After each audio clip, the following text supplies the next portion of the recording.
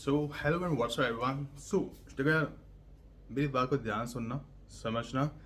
अगर आप 2024 सितंबर इनटेक, 2025 में कोई भी इनटेक हो, चाहे वो जनवरी हो, चाहे वो मई हो, चाहे वो सितंबर इनटेक हो, 2026 में भी आ रही हो, अगर आपको कनाडा में सेटल डाउन होना है, कनाडा में जॉब चाहिए, कनाडा में अच्छी अपॉर्चुनिटी चाहिए, कनाडा में पैसे अर्न करने हैं, अपनी फैमिली को भी सपोर्ट करना है, अपने आप को भी सपोर्ट करना है, अपनी लाइफ को ईजी बनाना है, this video is very very very helpful for you. If you are coming to Canada और plan to coming to Canada, तब ये वीडियो देख रहे होगे, तो देखना, समझना और इसको रिसर्च करो। मैं आपको एक चीज़ कहूँगा, अपने तरफ से जितने एफर्ट्स करोगे, जितने रिसर्च करोगे, उतना आपकी लाइफ ईजी हो जाएगी। आपको समझ आएगा कि मेरी प्रोफाइल के अकॉर्डिंग मुझे क्या पाथवे को चूज करना चाहिए, और जो पाथवे मैं चूज कर रहा हूँ क्या वो मेरे लिए बेनिफिशियल है या नहीं है। और सबसे मोस्ट इंपॉर्टेंट चीज़, किसी भी पाथवे को चूज करो, never ever trust any one blindly, any immigration consultant blindly. आपको वो चीज़ देगा जिससे उसको बेनिफिट हो रहा है, जो उसके पास सर्विस अवेलेबल है। आपको वो नहीं करना, आपको उसमें जाना है जिसमें आपको बेनिफिट मिले। आपको अपना बेनिफिट देखना है, ना कि उसका बेनिफिट देखना है। उसका बेनिफिट देखोगे, आपको घंटा कुछ नहीं उखाड़ पाओगे। और एक मोस्ट इंपॉर्टेंट चीज़ जो मुझे, देखो मैं एक चीज़ और कहना चाहूँगा before moving forward. If you need any help regarding any, if you want any session, you can DM me on Instagram. मैं आपको रिकमेंड करूंगा, मुझसे सेशन लो, you have to pay nominal fees. मुझसे लेना, किसी और से लो जो बंदे को रिसर्च है, जो बंदे का बिल्कुल न्यूट्रल रहेगा, जिसको इसकी नॉलेज है, डीप डेप्थ नॉलेज है, और जो इमिग्रेशन में वर्क कर चुका है, जो इमिग्रेशन में वर्क करता है, उससे बात करो, जो आपको प्रॉपर गाइड करेगा आपकी प्रोफाइल के अकॉर्डिंग।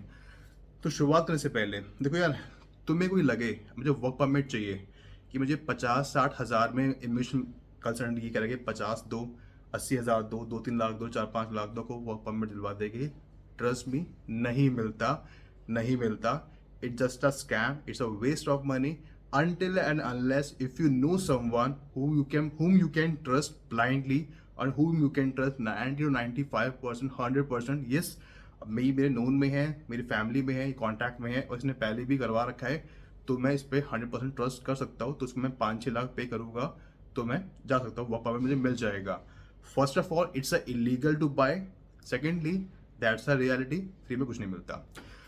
अगर आप स्टडी वीज़ा पे आ रहे हो, एलएमआई पे आ रहे हो, या किसी और वीज़ा पे आ रहे हो, और कनाडा का पीआर चाहिए, आपको स्किल्स, अगर आपको पैसे कमाने हैं, तो वीडियो को ध्यान सुनना, समझना, और वीडियो को फॉलो जरूर करना, लाइक एंड शेयर जरूर करना। And if you have any question regarding anything, let me in the comment section, और you can DM me on Instagram. And if you need any help, और if you want any kind of session, अगर आप 12th के बाद, graduation के बाद, masters के बाद आ रहे हो, ऐसे प्रोविंस को चूज करो जहाँ पे पीआर के चांसेस इजी है। यूकॉन प्रोविंस, अटलांटिक प्रोविंस में चूज करो, चाहे वो नोवा स्कोशिया और न्यू ब्रंसविक हो, न्यू फाउंडलैंड, लेब्राडोर। इसके रिगार्डिंग ऑलरेडी वीडियो बना चुका हूँ, मैं डीप डाउन नहीं जाऊँगा, या तो सस्कैचुअन या तो अल्बर्टा।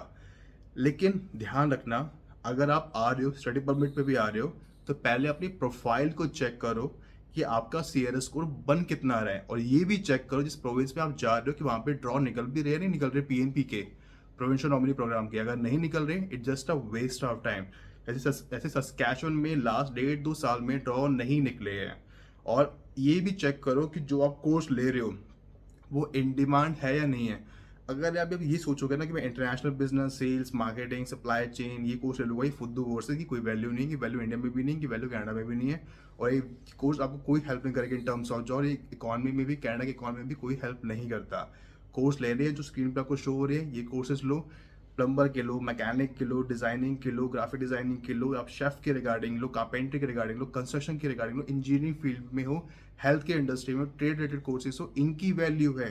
अगर आप जितने भी ड्रॉ निकल रहे हैं, कैटेगरी बेस्ड ड्रॉ निकल रहे हैं, एक्सपेंट्री में ड्रॉ निकल रहे हैं, पीएनपी में ड्रॉ निकल रहे हैं, अलग अलग प्रोविंस में, अगर आप चेक करोगे तो सारे इन्हीं तरह के स्किल्स की ही रिक्वायरमेंट है, यही इन डिमांड जॉब्स है। अगर आपको फ्रेंच आती है तो फ्रेंकोफोन में जॉब, फ्रेंच आती है, it's very easy.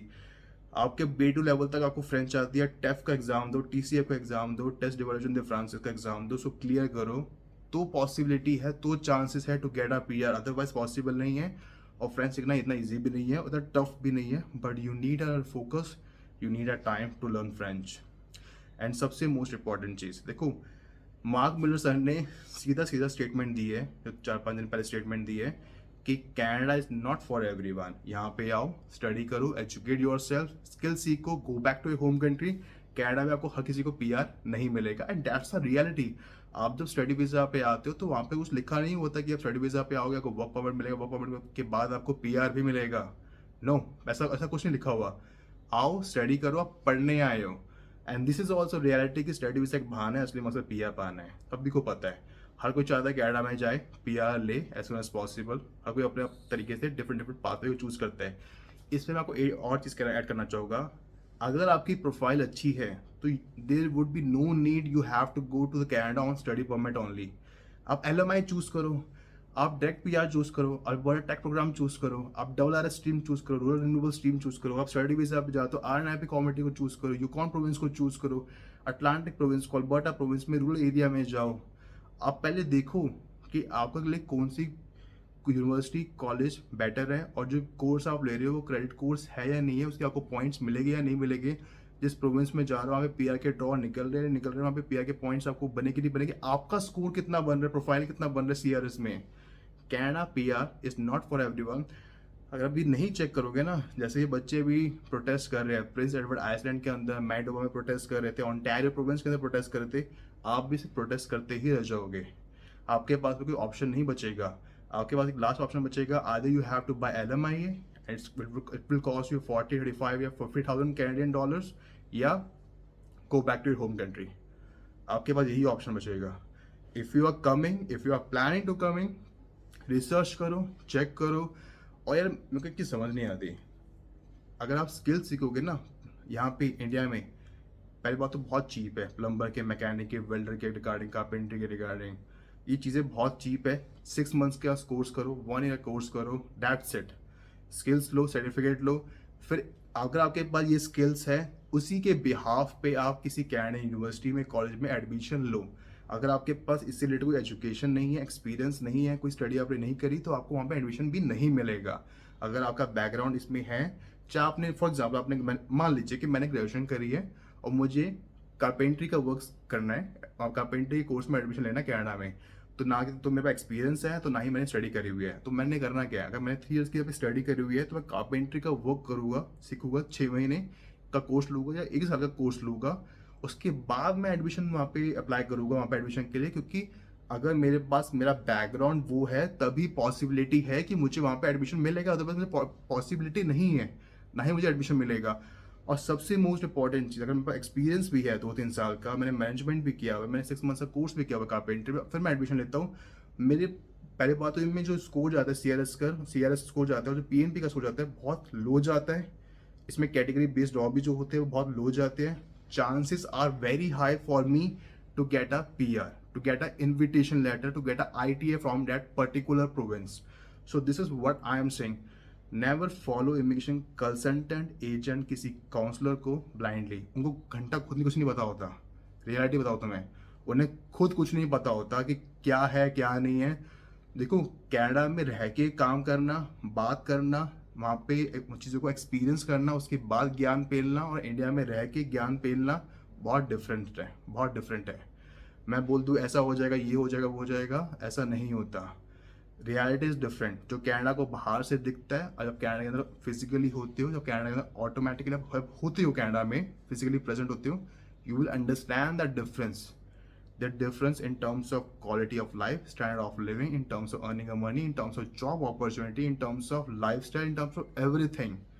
If you have skills, if you have reference, if you have a right college university, if you have public college university, if you're in the right place, तभी life आपकी easy है, तभी आपको PR मिल पाएगा, otherwise PR नहीं मिल पाएगा। I would recommend you कि ज़रूरी नहीं है कि आपको स्टडी पे ही जाना है। चेक करो अपनी प्रोफाइल, उसके बाद आप स्टेप लो कि आपको कौन सा पाथवे को चूज़ करना है। बहुत सारे पाथवे है, मोर देन अराउंड 60 पाथवेज है in terms of PR, so you can choose according to your profile. So video को यहीं पे एंड करता हूँ, एंड एंड करने से पहले if you have any question regarding anything, just let me in the comment section. और मैं आपको एक चीज़ कहना चाहूँगा यार, टिम हॉर्टन में, वॉलमार्ट में, कॉस्को में, किसी रिटेल चेन में सब वर्क मत करो, कुछ स्किल सीखो, कुछ नया हट के करो। सारी भीड़ का हिस्सा बनोगे ना तो लाइफ में कुछ नहीं उखाड़ पाओगे, कुछ नहीं उखाड़ पाओगे। पैसे अर्न करने हैं ना, अच्छा पैसा कमाना है, पीआर चाहिए, अच्छा लाइफस्टाइल चाहिए, कुछ स्किल्स को इम्प्रूव करो, डेवलप करो, तभी आपकी लाइफ ईजी होगी। एंड आई लर्न इट, और मेरे पास है, that's why I am saying ये आपके लिए भी बेनिफिशियल होगा और आपको पीआर में भी बहुत इजीली आपको आराम से मिलेगा। जो बाकी लोग धक्के खा रहे हैं, प्रोटेस्ट कर रहे हैं, आपको वैसा नहीं करना पड़ेगा। Your life will become very easy.